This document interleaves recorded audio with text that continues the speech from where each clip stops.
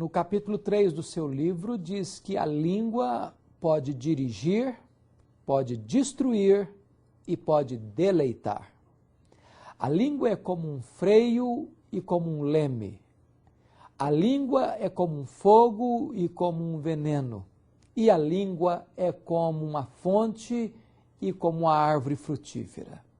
Você pode escolher como usar a sua língua para a glória de Deus e para o bem das pessoas.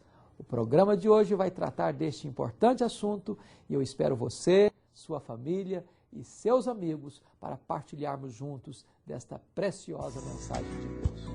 No programa Verdade e Vida de hoje, não perca, entrevista com o reverendo Evandro Luiz da Silva sobre o significado da obra de Deus e o lançamento do livro Nós Plantamos, Deus Abençoou e Fez Crescer. Música, Mauro Aiello interpretando a canção O Mundo Há de Saber. Verdade e Vida, uma palavra de esperança para um mundo em crise. É com alegria que temos hoje a presença aqui no Verdade e Vida do reverendo Evandro Luiz da Silva, pastor presbiteriano, jubilado, membro da equipe pastoral da Luz para o Caminho, escritor. Seja bem-vindo, reverendo. Eu sou abençoado por Deus de estar nesse programa agora, de repercussão internacional, que era um sonho da Igreja Presbiteriana do Brasil.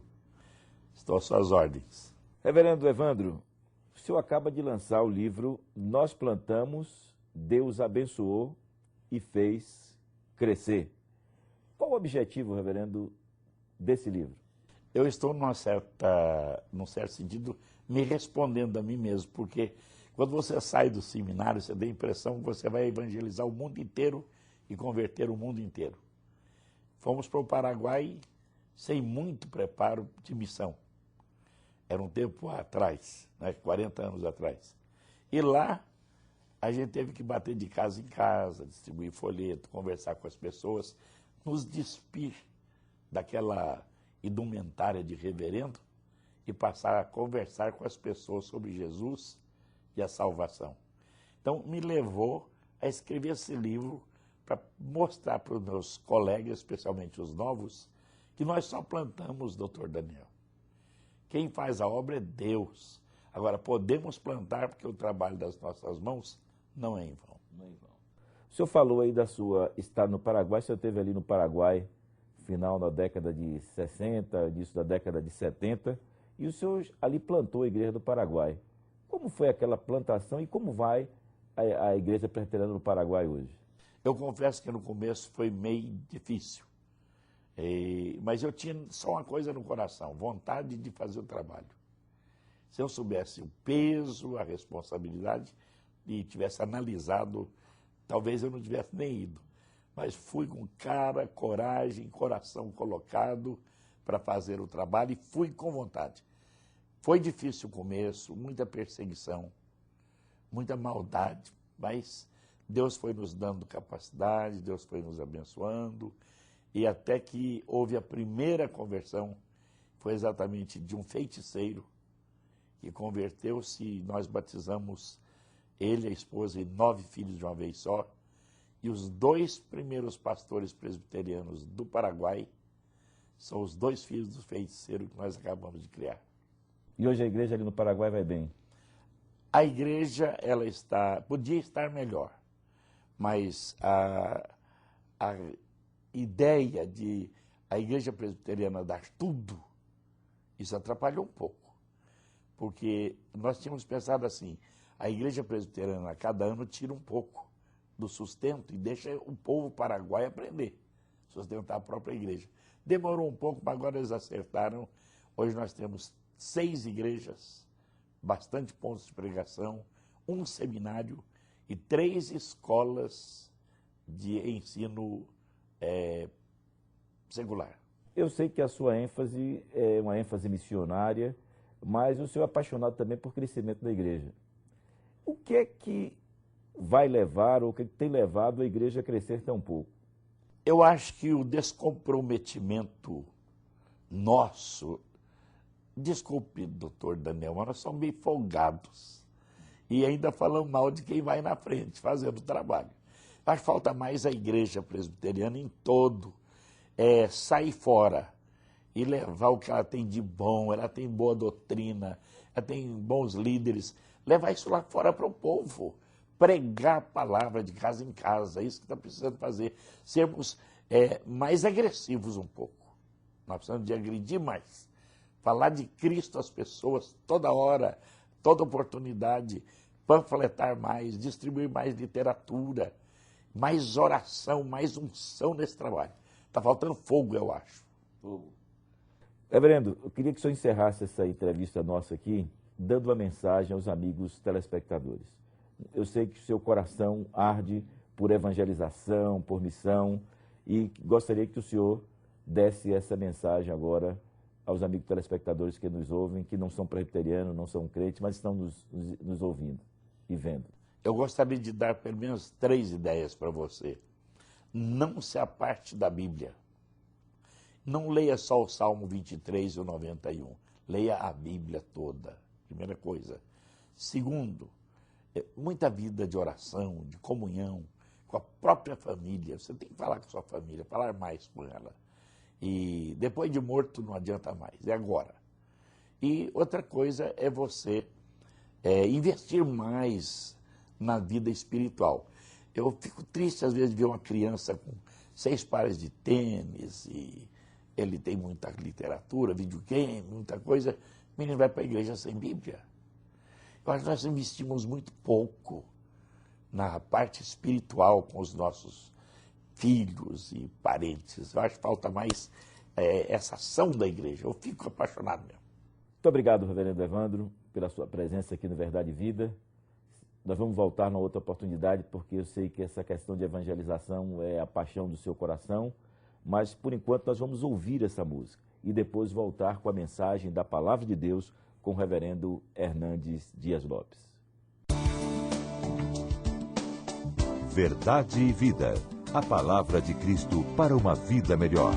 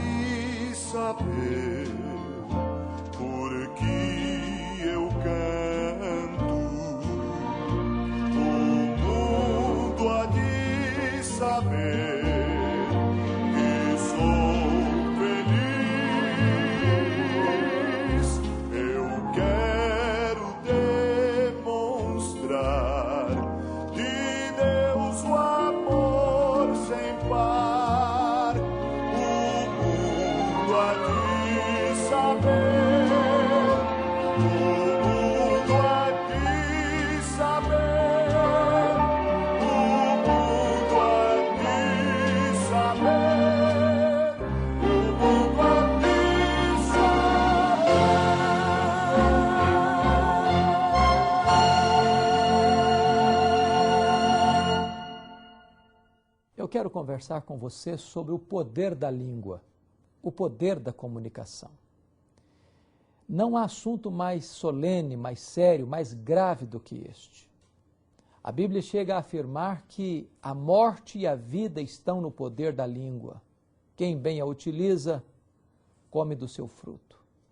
A maioria das tensões que nós vivemos pessoalmente, no contexto familiar, na escola, no trabalho, são resultados de uma comunicação truncada.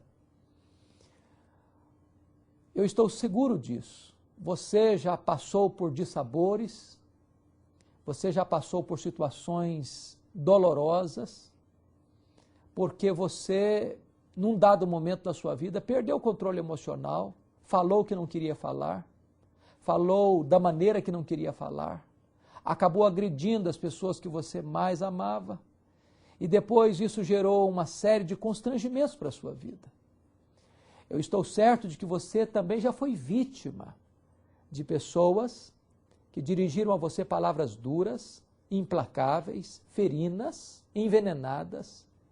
Isso adoeceu o seu coração, isso tirou o seu sono, isso perturbou a sua alma, isso trouxe a você transtornos emocionais, porque há um grande poder na língua. A Bíblia chega a dizer que o homem que domina a sua língua consegue dominar todo o seu corpo. A língua tem um grande poder, não apenas para edificar, mas também para matar. Nós podemos usar a nossa língua como veneno ou como remédio, como instrumento de vida ou como instrumento de morte. Nós podemos usá-la como bálsamo ou nós podemos usá-la como um açoite para ferir e machucar as pessoas. Talvez um dos maiores problemas da família hoje é o problema da comunicação. Marido e mulher já não se entendem mais. Nenhum divórcio acontece sem que primeiro aconteça a morte do diálogo, ou sem que primeiro aconteça as agressões verbais, a violência verbal, a agressão ao nome, ao caráter, à honra, à pessoa do outro. Nós precisamos urgentemente trabalhar esta questão da comunicação dentro da família. Por exemplo, até mesmo igrejas em pé de guerra, porque as pessoas não estão lidando com sabedoria com a questão da comunicação. Pessoas que frequentam a mesma igreja, que cantam no mesmo coral, que celebram a ceia ao redor da mesma mesa, pessoas que não se falam, ou pessoas que se agridem, seja por palavras ou até mesmo por um silêncio velado, gelado, que hostiliza, que esquece, que pretere. Nós precisamos nos voltar para a palavra de Deus e buscar uma solução para este problema. Tiago, no capítulo 1, versículo 19, ele diz assim: todo homem seja pronto para ouvir, tardio para falar e tardio para irar. Nós precisamos ter prontidão para escutar. Deus nos fez com maior disposição de ouvir do que de falar. Ele nos deu 2 conchas acústicas externas e apenas uma língua amuralhada de dentes, dizendo assim: ouça mais, fale menos. A Bíblia chega a dizer que quando nós falamos muito, nós erramos muito. Porque no muito falar também se erra muito. Mas como é que nós vamos então usar a nossa linguagem de uma maneira saudável, sadia, sem machucar e sem ferir as pessoas? Como é que nós vamos articular uma comunicação dentro da nossa casa sem estarmos nos espetando mutuamente? Como é que nós vamos construir uma relação harmoniosa, onde nós vamos edificar uns aos outros, abençoar uns aos outros, sem criar feridas na alma, sem abrir verdadeiros machucados no coração? O texto de Tiago, capítulo 3, vai nos trazer algumas pistas. Em primeiro lugar, vamos ver que a língua tem a capacidade de dirigir. Tiago compara a língua a 2 instrumentos, ao freio do cavalo e ao leme do navio. Quando você põe um freio na boca de um cavalo, você o leva para um lado e o leva para o outro. Por meio daquele pequeno instrumento chamado de freio, você governa toda a força, todo o potencial e toda a energia de um cavalo. E ele então, através do freio, deixa de ser um animal indócil, descontrolado, bruto, que pode trazer consequências graves, de acidentes graves, para ser um animal que vai estar trabalhando em seu favor, em seu benefício.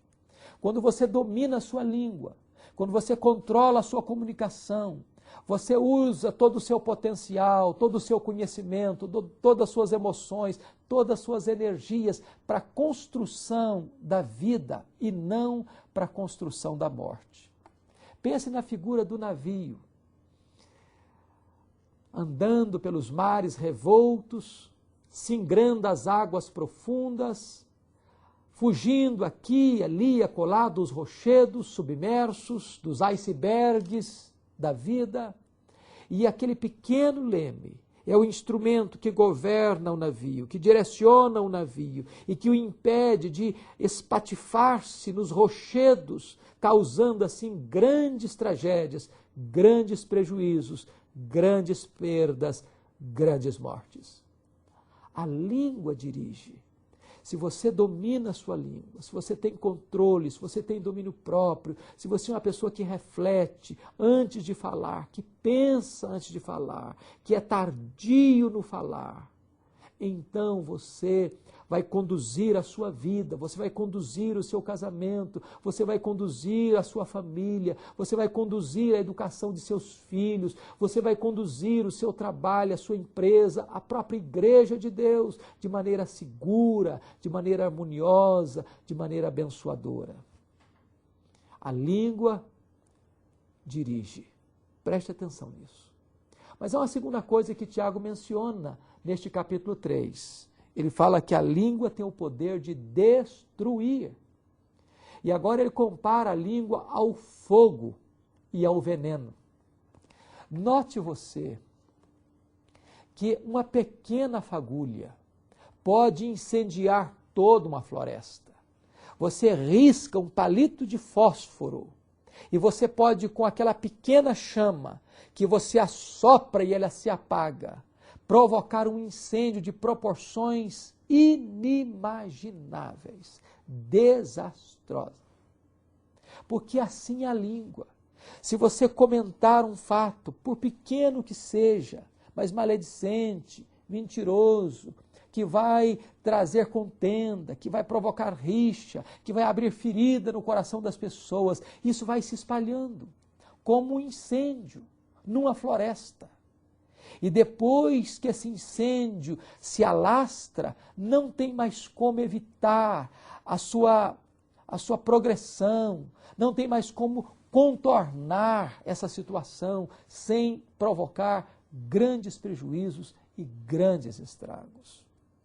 Eu penso que a maledicência não é apenas como um fogo. Pense comigo naquela figura tão conhecida de a pessoa que fala mal, que comenta a vida alheia, que espalha boataria, que leva e traz boatos e notícias, e neste leva e traz, muitas vezes distorce o sentido da mensagem. É como você subir no alto de uma montanha e de lá de cima você soltar um saco de penas. Não tem como mais você recolhê-las todas.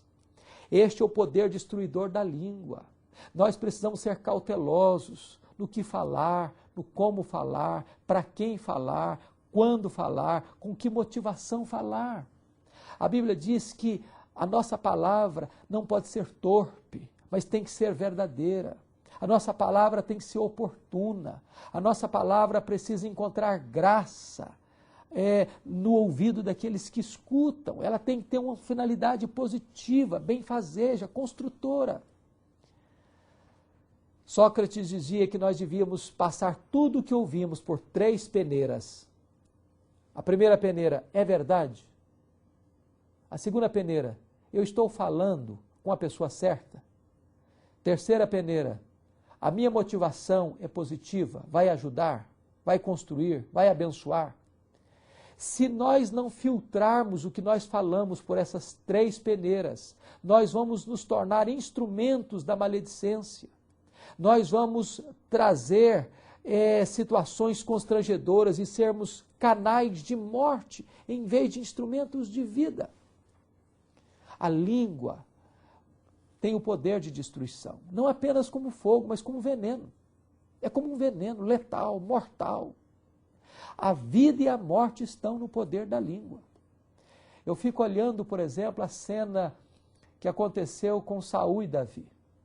Diz o texto bíblico que quando Saul e Davi caminhavam, as mulheres começaram a cantar.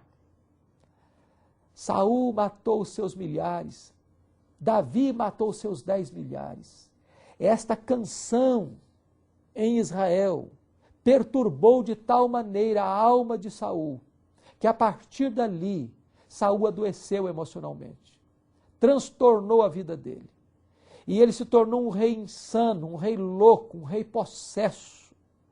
E aquela palavra, aquela canção, mergulhou na alma de Saul com tamanha virulência, com veneno tão letal, que Saul nunca se recuperou a partir daquele momento.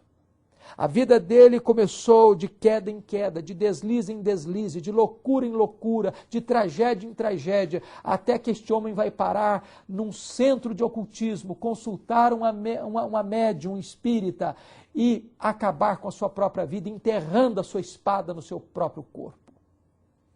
Porque a palavra tem o poder de destruir como fogo e como veneno. Mas Tiago vai nos apontar um fato bom agora. Se a língua tem o poder de dirigir como leme e como freio, se a língua tem o poder de destruir como fogo e como veneno, a língua também tem o poder de deleitar como uma fonte de água e como uma árvore frutífera. Preste atenção nisso. O projeto de Deus é que a sua língua seja uma fonte de vida, de palavras boas, de palavras encorajadoras, de palavras de ânimo. Você poderá pegar as pessoas quebradas, machucadas e feridas e balsamizar a alma delas com a palavra boa, com a palavra de aconselhamento, de encorajamento, de consolo, a palavra de Deus. Você pode ser o terapeuta da alma, você pode ser o médico do coração, você pode ser o conselheiro sábio que tem na sua língua medicina em vez de veneno. A sua boca há de ser uma fonte para glorificar a Deus, para exaltar a Deus. Não permita que desta fonte saia água amarga. Não permita que desta fonte saia piadas imorais. Não permita que desta fonte saia palavras de críticas amargas. Não permita que dos seus lábios brotem palavras que machuquem, que denigrem, palavras que difamem. A Bíblia diz que a boca fala aquilo de que o coração está cheio. Então nutra a sua alma com coisas boas e transforme a sua língua numa fonte de águas límpidas que vão abençoar as pessoas. Eu olho para Jesus e vejo em Jesus o maior e mais excelente modelo de maturidade espiritual. Ele é o nosso exemplo maior e máximo. Pois bem, a característica de Jesus é que todas as pessoas que chegavam perto dele, machucadas e feridas, e desanimadas e desencorajadas, e arrastando-se no pó do desespero, saíam perto de Jesus, animadas, encorajadas, com a cabeça erguida, dispostas a viver a vida com alegria. Nós devemos ser assim. A nossa língua precisa ser uma fonte de vida. A nossa vida e a nossa língua precisa ser uma árvore frutífera, onde as pessoas encontrem os frutos doces, sazonados, para uma vida melhor. A sua língua precisa alimentar, precisa encorajar, precisa abençoar, precisa levar as pessoas a confiarem em Deus, a descansarem em Deus, a colocarem em Deus a sua confiança. Como é que você vai usar, a partir de agora, a sua língua? O meu desafio é que você peça a Deus sabedoria. O meu desafio é que a sua língua seja medicina. O meu desafio é que com a sua comunicação, muitas pessoas sejam encorajadas, sejam abençoadas e venham ao conhecimento de Deus. Que você seja um comunicador de boas novas de salvação. que você seja um ministro da reconciliação, que você seja um embaixador de Deus, que você seja um instrumento de Deus e que a sua língua seja uma fonte e seja uma árvore frutífera para a glória de Deus e a edificação das pessoas. Nesse momento, faça um propósito com Deus. Peça a Deus graça, peça a Deus sabedoria, peça a Deus perdão e coloque a sua vida, coloque a sua língua no altar de Deus para que você seja um vaso de honra nas mãos de Deus para encorajar, para consolar e para abençoar as pessoas. Que Deus abençoe você em nome de Jesus. Verdade e vida, mostrando o caminho do perdão e da vida eterna. Eu sou o caminho, e a verdade e a vida. Ninguém vem ao Pai senão por mim. Quem domina a língua, domina todo o corpo. A minha oração, o meu desejo sincero, ao você acabar de ouvir essa mensagem que hoje tratou sobre o poder da língua, o poder da comunicação, é que o Espírito Santo de Deus possa ter falado ao meu e ao seu coração. E a partir de hoje, a sua língua ser uma fonte de bênção para a glória e honra do nosso Deus.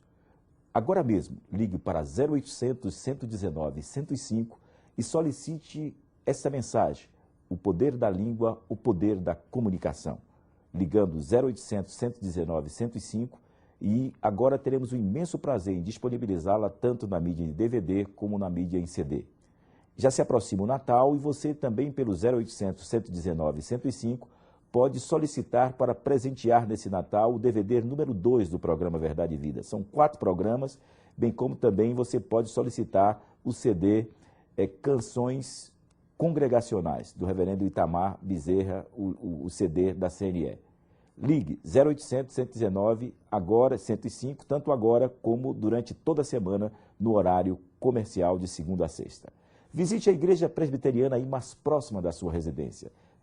Escola dominical pela manhã, culto pela noite, você é o convidado especial do programa Verdade e Vida. Até o próximo programa, quando estaremos com mais um Verdade e Vida aqui, trazendo a mensagem salvadora e redentora do Senhor Jesus. Até lá, e que Deus muito o abençoe.